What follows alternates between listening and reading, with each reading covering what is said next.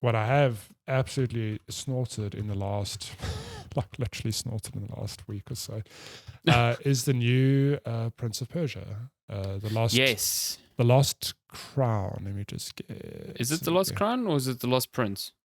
I'm sure. That'd be weird if it was I'm Prince of Persia, the Lost Prince. That'd be strange, yeah. fire that right.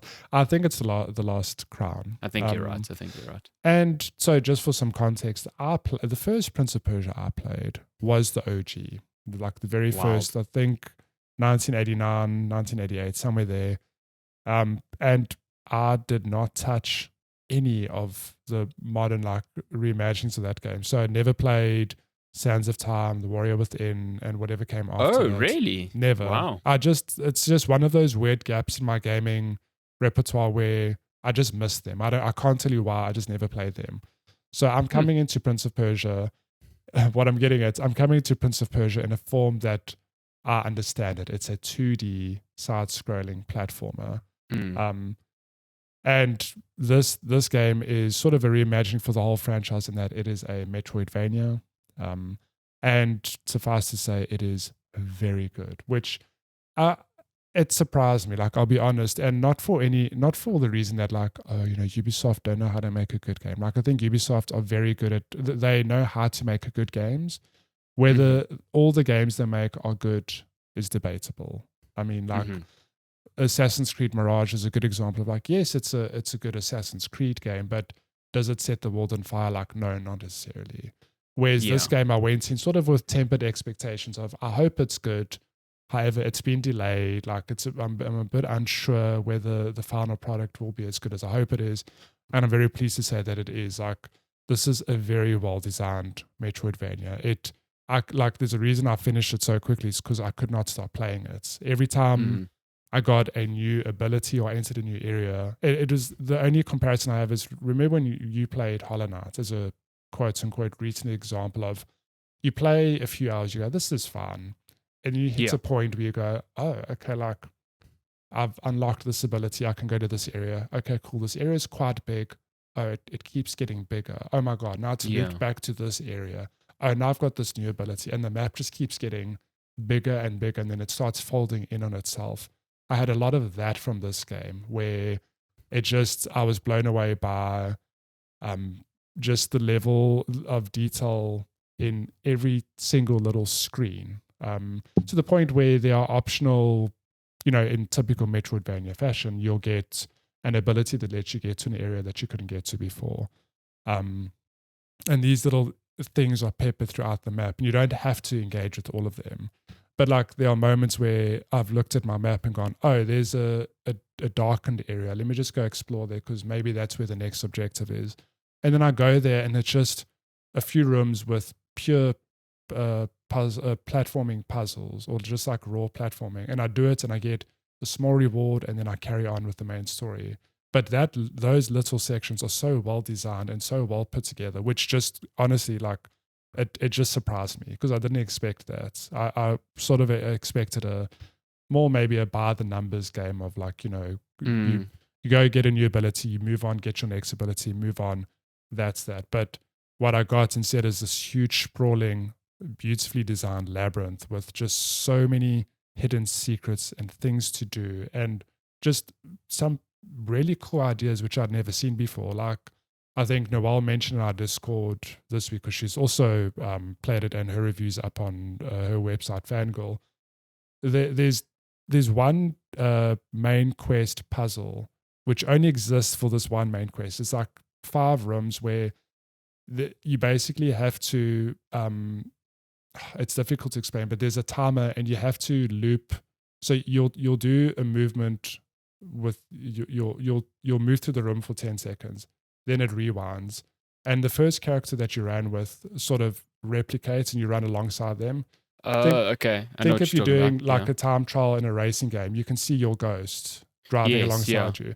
So it's that, but you using your ghost to help you solve the overall puzzle of the room. So, for example, the first beat will be you run with your first character and stand on a platform to open up a trapdoor. Then it resets. Your ghost runs to the platform to open the trapdoor, but then you go and you jump up the trapdoor and you do something else. and you have to layer these things to figure out the solution.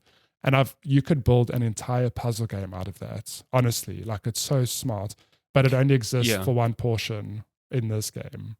And it's so clever. Like I think the things they've done just blew me away. Like I keep saying surprising because like I did not expect that. I really didn't. And again, that's not a knock to Ubisoft in any way. It's just I wasn't expecting that. Yeah, I'm quite surprised at just the scope of this game. This is not something I would have expected to be like a, nearly 20-hour Metroidvania, which is, up there with like, well, Metroid Dread is like 15, Hollow Knight is definitely like 20 plus. Yeah. I was expecting this to be a much smaller endeavor that was like a cool Metroidvania, but a much shorter experience. So hearing that it's this fully fledged, game within that genre is like really cool and surprising. And I think I mentioned to you that the opening hour of this game isn't strong. I don't think at all. It's entirely linear, and they are teaching you the combat mechanics very slowly. And I was just like not that interested in it until you get to Mount Quaff? Yeah, I think the map is called. Yeah, and that's where it's like, okay, now this is a Metroidvania. Now this is a map, and just start, getting around here and start figuring things out. And I'm super early in the game still, but I'm starting to see what you see, where it's just like, okay, I can go this route, but there's this thing blocking me. I can go this route instead, and maybe this is going to get me an ability or an item that is going to help me progress. And then they've got this really cool mechanic. I don't think you mentioned it, where if you come across something where you don't have the ability to circumvent it, so like a platform definitely needs a double jump, or a piece of the wall that's got spikes in it and then a handhold above it, so you need something that can protect you. You can use this mechanic where you take like a literal picture of that area, and then it plants like a little icon on your map that when you hover over it shows you that picture. So you always know, okay, this is the thing that was blocking me from progress in this area, so that when you get that item, you can go back to all these little markers you've created. Exactly. And never forget, like, okay, where the hell was that platform? Where the hell was this? Like, that's super cool. And I hope more Metroidvanias incorporate that in the future, because that can be the biggest like irritation with them. I mean, but even so no, I completely agree. I think you probably have the best example of like when Apex came out, Apex Legends. It's just a battle royale, but it like sort of streamlined. It took battle royale and it streamlined a lot of things. And one of the things it introduced was the ping system. Now find me a game that doesn't have a ping system. Exactly. Like it's so core now to a first-person shooter. You can't imagine a game that doesn't have that. And I hope that Metroidvanias do get that, because like maybe you'll have people argue like, oh, but it takes away the magic of like remembering. I'm like, no.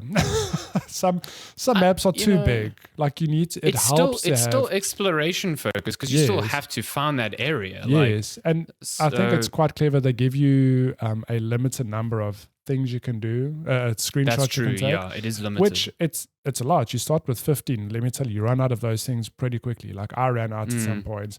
And then you can also put icons on the map, which I started having to do because I was like, I don't have any of these tokens. However, let me put a reminder to come back here for whatever reason. It's such a clever idea. And then even, look, the last Metroidvania I played was probably Metroid Dread, which is a good number of years ago now. And before that, like, the Ori games, and then Hollow Knight.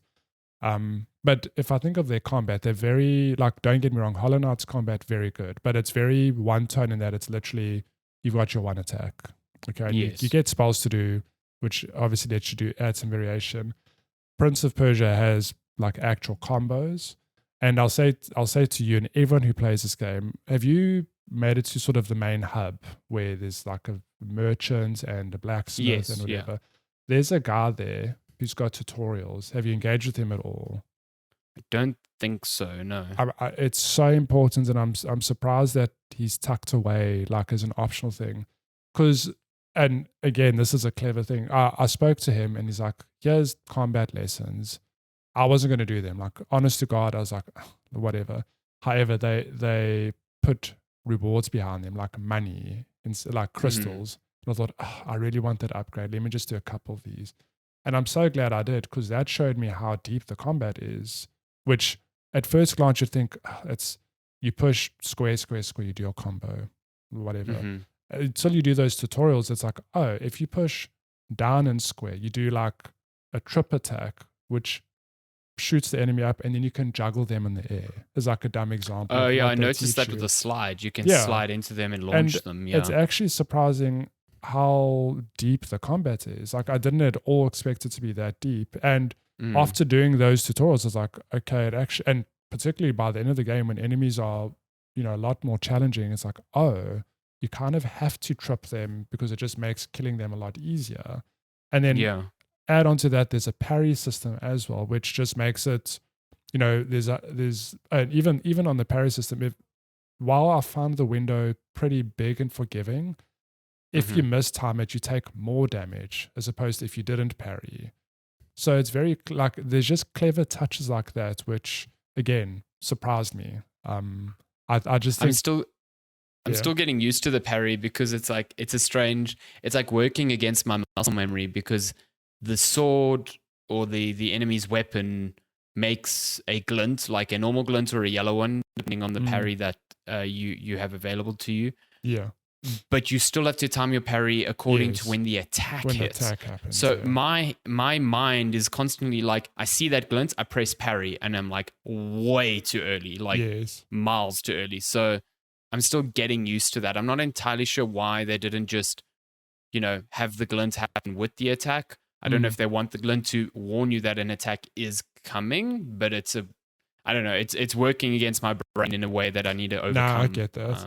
I mean, but it is, I think it's still done so well that even there are a bunch of boss fights through this game. And I played not on the hardest difficulty, but on a harder difficulty. And I found the balance. Oh, did you? Okay. Very good, to the point where, it's particularly towards the end, there were some very challenging bosses. But it was very satisfying. It just clicked that part of my brain where, it's kind of like Dark Souls. You know what an enemy's going to do. You learn their attacks. But here you get to parry when you know certain attacks are coming. And there's this really good balance of the enemy attacks, I parry, I counter attack. And I just really enjoyed it. It's like, I can't praise this game enough, because I think it deserves to be played by people. And I think the sad reality is it will be overlooked by many, because it's January, it's early days, it's a Metroidvania, not for everybody necessarily. But then I hear people like Noel, who isn't necessarily a Metroidvania fan, really enjoying this game, which I think also speaks to the fact that if you're worried about the game being too difficult, you can tailor it to your playstyle. Like, I know she doesn't particularly enjoy platforming bits. From my understanding, there's a set you can put on that lets you literally just outright skip the difficult platforming stuff if you do not want to engage with it, which is just very cool. Okay. And then if you're worried about enemy health and difficulty, you can play on like story mode, so you can still enjoy the game, get the exploration, all of that, without worrying about, oh no, I don't have the muscle memory or just the capability of learning how to play this game, meeting this game with its challenge. So yeah, please play this game. I think it has a custom mode as well, where you can tune the different aspects of the like even the difficulty. If you don't want to figure out and explore for yourself, I think there's a mode that will highlight it tells you where to go. Yeah. Like, this is 2024. It's cool that more games are accessible. Just let me, it totally advises you, like, this is the way we think you should play. It's like normal difficulty with the objective markers off. Yeah. But it's like, you can play any way you want. If you're struggling, if you're getting really annoyed about where to go, then turn this on. And it's phenomenal. I really enjoyed this game, and I hope come award season, end of the year, it's not forgotten, because I think it deserves to be up there. Like, it is. I think it takes a genius or a team of geniuses to design a Metroidvania that feels cohesive, keeps players restricted while letting them figure out like figure out the map organically. And I think they've hit the nail on the head. It's so good. Like I can't praise this game enough. Yeah, no, I'm very glad that you've enjoyed it, and knowing that we sort of like share the same opinions on Metroidvanias, I'm excited to play a lot more. And it's cool that the year started off with like you said, a surprise. I think I was hoping for this to be good because it was like Prince of Persia is cool, and it being a 2D Metroidvania seems like a nice fit. But for it to be as good as it seems to be is a very nice surprise. Yeah. And so it's also, it's just to go full circle on what I said at the top of the segment, where my first Prince of Persia was like the OG. Playing this, I felt like I was that kid again. Honestly, like just running through this maze-like structure and just the spark traps, just little natural hazards that were like killers in the original game. I just had such fond memories of that, being the kid going like, oh my God, like I need to, and even it's a lesson for myself, remembering like, oh shit, like my love for platforming wasn't just Mario. Like I played the original Prince of Persia way back when, and that it's a platformer. You just investigating this labyrinth and trying not to die. So real cool. I love this approach to the franchise. And look, again, I never played the 3D games. I know people like you would maybe hope to see the Prince have a 3D game again, but I can tell you from my side, I love this, and I would love to see more of this specific Prince of Persia. If Ubisoft, hopefully this is successful and they just continue on with this as the new like avenue for this franchise, because it's kind of been in limbo for such a long time. It's been in limbo for a long time. So yeah. Cool. Awesome. Play that damn game. It's really good.